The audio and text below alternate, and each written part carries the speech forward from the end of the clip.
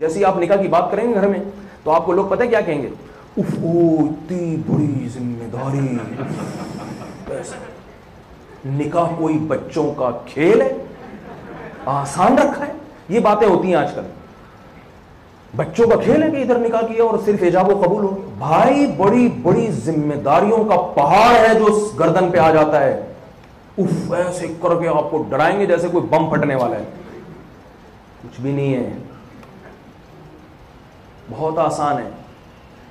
Time ہے تو حدیث سنا دوں اس بارے میں، یا وقت زیادہ ہو گیا؟ بھائی یہاں کی انتظامیہ بتائے نا، بتا دوں.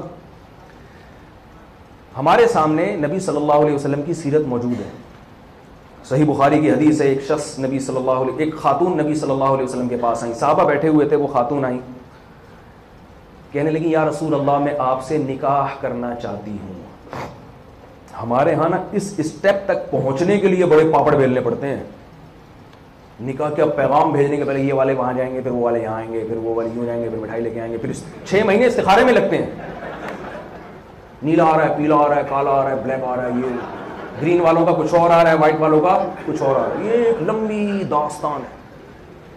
خاتون آئیں نبی صلی اللہ علیہ وسلم کے پاس، پردے میں تھیں. عرض کیا یا رسول اللہ میں آپ سے نکاح کرنا چاہتی ہوں. آپ نے نہیں فرمایا استخارہ کیا تم نے؟ ممکن ہے کوئی کہ بھائی نبی سے نکاح کے لیے تو استخارے کی ضرورت نہیں ہے، لیکن اس کے علاوہ بھی واقعات ہیں. استخارے کی اپنی ایک اہمیت ہے، اس پر ایک میرا الگ بیان ہے. وہ بار بار وہ استخارے کی جو شرعی حیثیت ہے وہ کیا ہے، وہ ایک الگ چیز ہے. میں ابھی اس کو بیان نہیں کر رہا، کہیں آپ یہ سمجھیں کہ یہ سرے سے استخارے ہی کے وجود کے منکر ہیں، ایسا نہیں ہے. آئیں یا رسول اللہ آپ سے نکاح کرنا چاہتی ہوں. آپ نے یہ نہیں کہا اف پہلے بھی اتنی ذمہ، ابھی غزوہ خندق سے فارغ ہوا ہوں ہے بھائی، اور پہلے سے میرے نکاح میں 9 بیویاں پہلے سے موجود ہیں. اف اتنی بڑی ذمہ داری میری گردن پہ، نہیں آ رہی بات. اور ابھی تو میں نے مکہ فتح، ابھی تو میں اجتماعی مفاد میں، قوم کے اجتماعی میں، مجھے اللہ نے شادیاں کرنے کے لیے تھوڑی بھیجا ہے یہاں پہ. مجھے تو پوری دنیا میں اسلام کو غالب. بھائی کیا ان حرکتوں میں شادیاں وادیاں، یہ کیا ہے؟ کچھ بھی نہیں کہا آپ صلی اللہ علیہ وسلم نے، بلکہ ان خاتون کے چہرے کی طرف دیکھا. شریعت میں جائز ہے، جس سے نکاح کرنا چاہتے ہیں اس کو دیکھ لیں، اگر پسند آئے تو نکاح کریں، نہیں پسند آ رہی تو آپ اس کو مسترد کر سکتے ہیں. آپ صلی اللہ علیہ وسلم نے ان خاتون کے چہرے کی طرف نظر ڈالی اور نظر جھکا دی. اس کے بعد آپ نے انکار نہیں کیا تاکہ ان کا دل نہ ٹوٹے. یہ نبی کے اخلاق تھے، صاف انکار نہیں، بس خاموشی. اس خاموشی سے وہ خاتون سمجھ گئیں کہ آپ صلی اللہ علیہ وسلم مجھ سے نکاح نہیں چاہتے. بات آ رہی ہے سمجھ میں کہ نہیں آ رہی؟ وہ سمجھ گئیں کہ آپ صلی اللہ علیہ وسلم مجھ سے نکاح نہیں چاہتے. یہ نبی کے اخلاق ہیں کہ صاف منع نہیں کر رہے. لوگ کرتے ہیں نا کہ رشتوں کا انکار کرتے ہیں، میں آپ کی بچی کی ناک پسند نہیں آئی، یہاں کی بہت بری حرکت ہوتی ہے، بد اخلاقی والی بات ہوتی ہے. کوئی بہانہ کر دو بھائی کہ ایسا ہے کوئی مسئلہ کھڑا ہو گیا اس وجہ سے. تو آپ صلی اللہ علیہ وسلم کے اخلاق تھے، لیکن وہ خاتون سمجھ گئی کہ نکاح نہیں کرنا چاہ رہے، اور صحابہ بھی سمجھ گئے کہ آپ صلی اللہ علیہ وسلم کو ان سے نکاح میں رغبت نہیں ہے.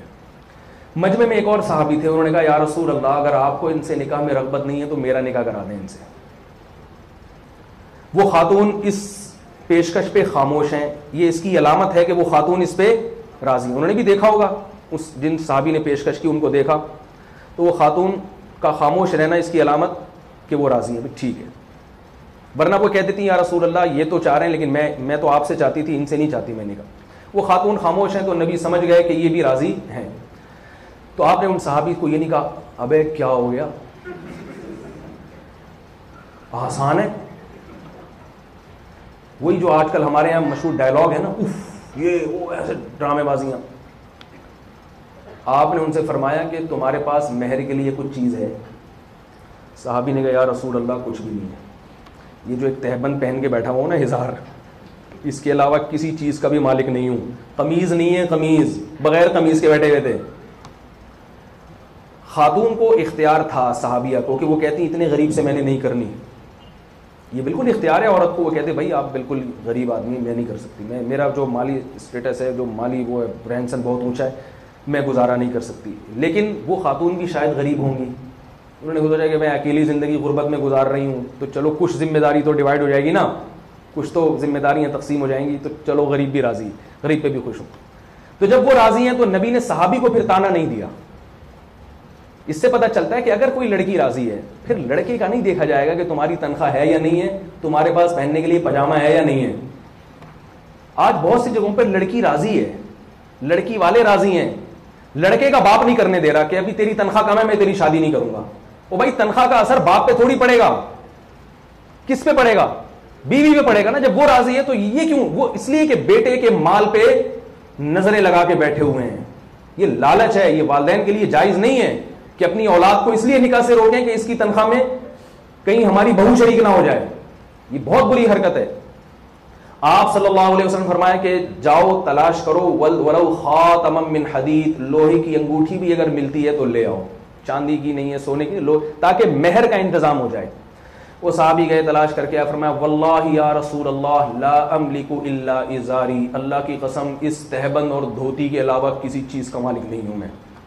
اور کہنے لگے یا رسول اللہ یہ تہبند ان کو مہر میں دے دیں. آپ نے فرمایا کہ تم کیا پہنو گے؟ یہ حدیث کے الفاظ ہیں, جلستا ولا ازار لک, شادی کے شوق میں یہ بھول گئے کہ ایک ازار ایک وقت میں ایک ہی پہن سکتا ہے. ان صحابی کو اتنا شوق ہو گیا نا نکاح کا.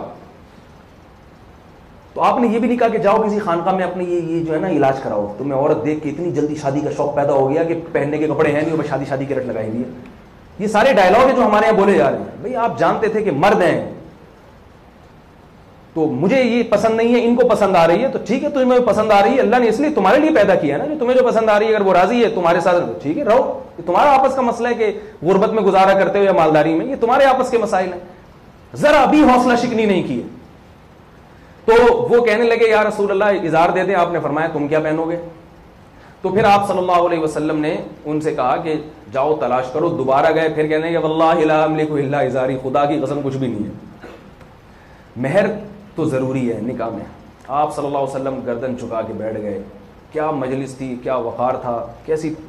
یہ پورا ایک امت کو سبق دیا جا رہا تھا ایک چھوٹے سے واقعے میں. تو وہ صحابی مایوس ہو کے گھر چلے گئے کہ بھائی کچھ بھی نہیں ہے, مہر وہر نہیں ہے, ایسی میری شادی وادی نہیں ہوگی ابھی. گئے ہیں اور ادھر نبی سوچ رہے ہیں کہ کوئی انتظام کرو ان کی شادی کا. جب وہ گھر پہنچے آپ نے ایک صحابی کو بھیجا ان کو دوبارہ بلا کے لاؤ. ان کو دوبارہ بلایا گیا. آپ صلی اللہ علیہ وسلم نے فرمایا کیا تمہیں قرآن کی کچھ صورتیں یاد ہیں؟ فرمایا ہاں. فرمایا هل تقرؤها عن ظہر قلبک, زبانی پڑھ سکتے ہو؟ انہوں نے فوراً سورہ بقرہ, آل عمران اور چند صورتوں کا نام دیا, زبانی یاد ہیں. فرمایا زوجتکھا بما معک من القرآن.